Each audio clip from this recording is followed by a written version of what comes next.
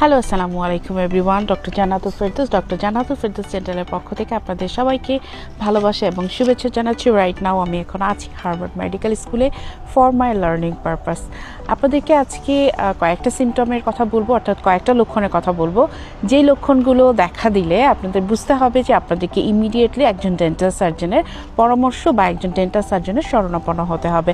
Number 1 হচ্ছে severe tooth pain. আপনার যদি অনেক বেশি দাঁতে ব্যথা হয়, সেটা কান, মাথা, ঘাড় এবং চোখ পর্যন্ত ছড়িয়ে যায় এবং এত বেশি তীব্র যে আপনি সহ্য করতে পারছেন না, তাহলে অবশ্যই আপনাকে ইমিডিয়েট একজন ডেন্টাল সার্জনের পরামর্শ নিতে হবে, কারণ এখান থেকে আপনার বড় ধরনের দুর্ঘটনা ঘটতে পারে। নাম্বার 2 হচ্ছে সোয়েলিং।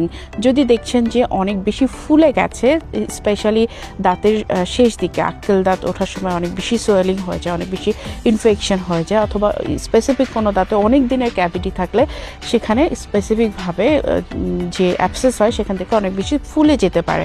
সো অনেক বেশি ফোলা যদি কোথাও দেখেন মুখের ভিতরে, তাহলে অবশ্যই আপনাদেরকে একজন ডেন্টাল সার্জনের পরামর্শ নিতে হবে। নাম্বার 3 হচ্ছে যে বাইট করার সময় যদি আপনি ব্যথা অনুভব করেন, মানে আপনি যখনই চাবান তখন দেখছেন যে একটা নির্দিষ্ট দাঁতে আপনি কামড় দিতে পারছেন না, আপনার ওই দাঁতে ব্যথা করছে, তখন আপনাকে অবশ্যই সেই দাঁতের এক্সরে করে একজন ডেন্টাল সার্জনের পরামর্শ নিতে হবে। নাম্বার 4 হচ্ছে যদি আপনার টুথ মোবিলিটি হয়ে থাকে, অর্থাৎ আপনি যদি দেখেন যে আপনার মুখের ভিতরে কোনো একটা দাঁত নড়ছে, সেটা একটা হোক বা দুটো হোক বা তিনটা হোক, যেটাই হোক সেটা ভীষণ খারাপ, কারণ এটা পেরিওডন্টাইটিস রোগের লক্ষণ।